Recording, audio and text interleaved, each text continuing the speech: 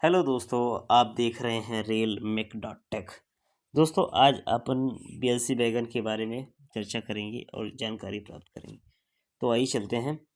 BLC wagon का full form होता है बोगी लो प्लेटफॉर्म कंटेनर।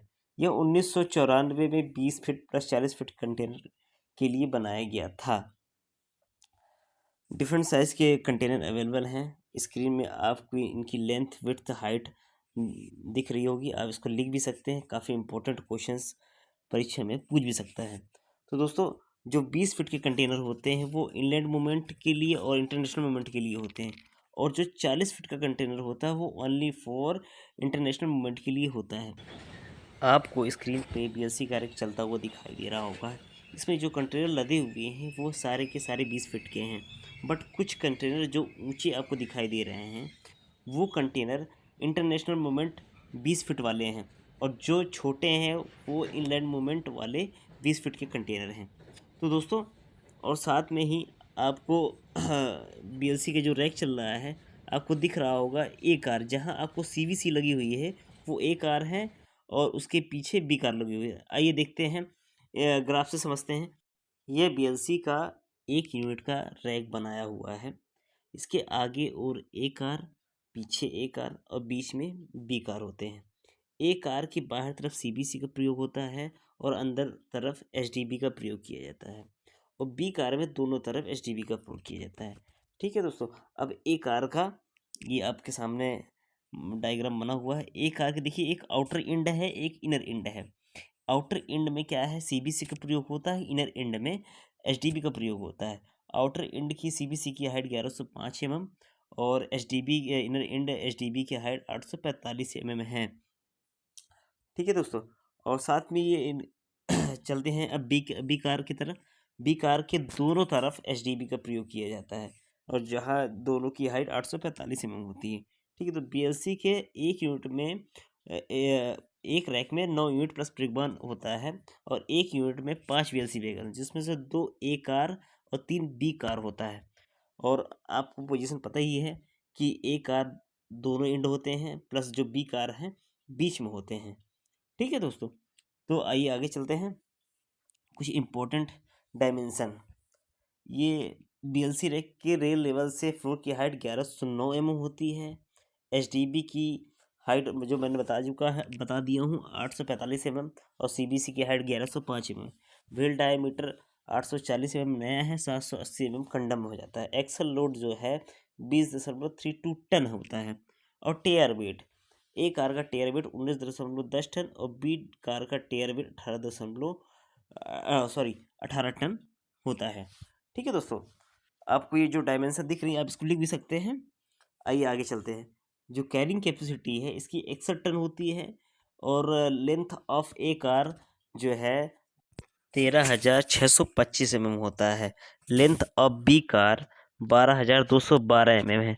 दोस्तों, ये सीबीसी से एचडीबी की तक की लंबाई होती है, और जो हेड स्टॉक से हेड स्टॉक होता है एक कार, उसकी लंबाई होती है 9,675 mm, और बी कार की लंबाई होती है 8,212 mm। ठीक है, नोट करना, इसमें मैं लिखा नहीं हूँ मगर फिर भी आप ध्यान दीजिएगा।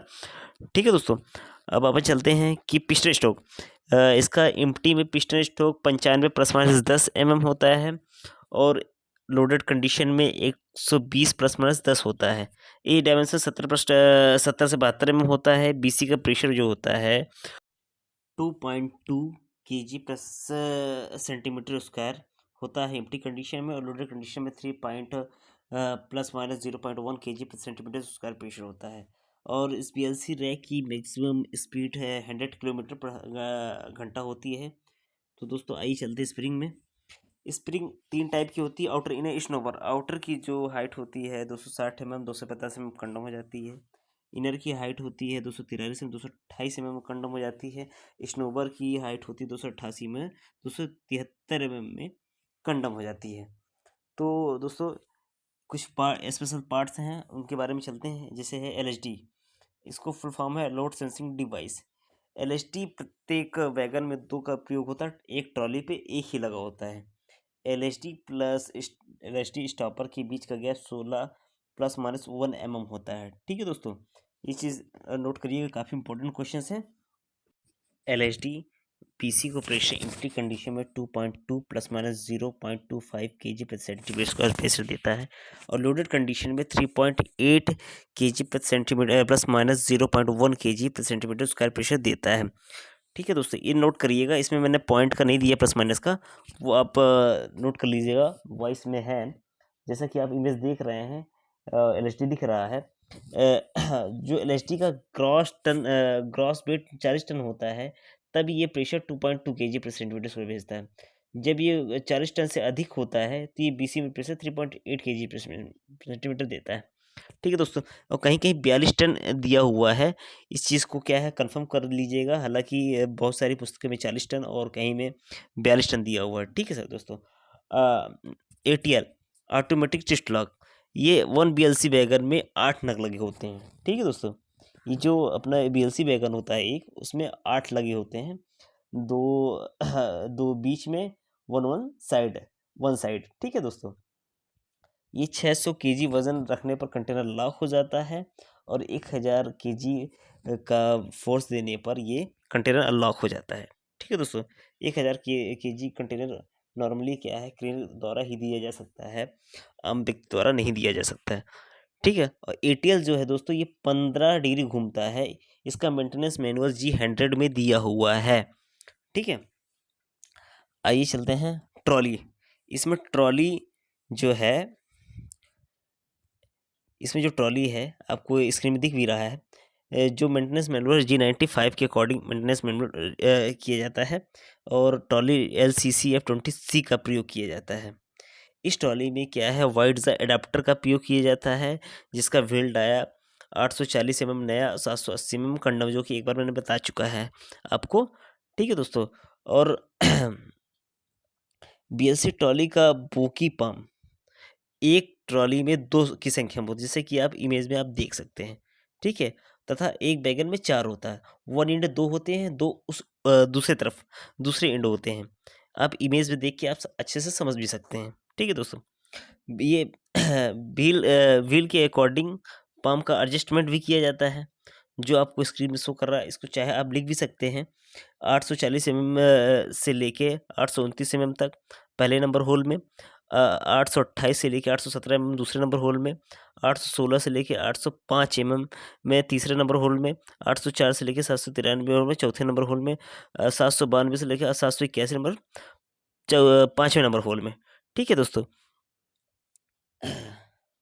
BLC ट्रॉली में स्प्रिंग लोडेड साइड बियर का उपयोग किया जाता था, हालांकि अब इसे मॉडिफाइड करके PU पैड का उपयोग किया जाने लगा है। शुरुआती दौर पे इसे स्प्रिंग लोडेड साइड बियर का उपयोग किया जाता है, और जो सेंटर पिवोट होता है वो फ्लैट टाइप यूज़ होता है।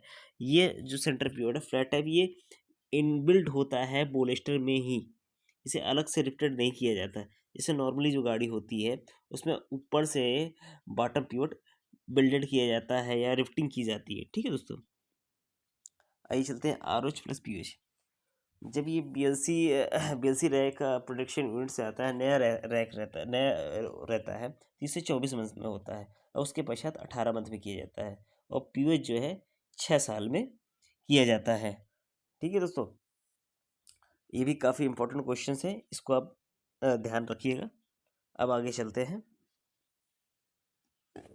BPC। BLC रैक का BPC CC रैक बनाया जाता है। ठीक है दोस्तों, इसका जो BPC इशू होता है, 2 टाइप्स के होते हैं। एक जो 6000 किलोमीटर प्लस 30 दिन का होता है, वो A क्लास यार्ड का होता है। जो 7500 किलोमीटर प्लस 35 दिन का होता है, वो स्पेशल A क्लास यार्ड के द्वारा बनाया जाता है। ये चीज़ नोट कर, और इसके BPC का कलर पीला होता है। नॉर्मली सभी के BPC का कलर पीला होता है। ठीक है दोस्तों, अब ये वीडियो समाप्त करते हैं, आपसे कुछ क्वेश्चंस पूछते हैं। अगर इसका क्वेश्चन आपको आता है तो आंसर कमेंट में करके दीजिएगा। ठीक है दोस्तों, पहला क्वेश्चन से है, BLC A car plus B car की हेड स्टॉक से हेड स्टॉक तक की लंबाई, BLC का पिस्टन स्टॉक एम्प्टी और लोडर में कितना होता है। तीसरा है, BLC का आरुष कितने माह में होता है। चौथा क्वेश्चन है, BLC का एक्चुअल लोड कितना है। पांचवा क्वेश्चन है, ATL कितना भार में लॉक और अनलॉक होता है। छठवां क्वेश्चन है, दोस्तों एटीएल का मेंटेनेंस मैनुअल कौन सा है? ये क्वेश्चंस आप कमेंट में इसका आंसर दे सकते हैं। अगर नहीं पता हो तो हमें पूछे तो इसका आंसर मैं आपको बताऊंगा। ठीक है दोस्तों, अगर ये वीडियो आपको अच्छा लगा हो तो लाइक करिएगा, सब्सक्राइब करिएगा। ऐसे कंटेंट मैं आपके लिए लाता रहूँगा। थैंक यू दोस्तों।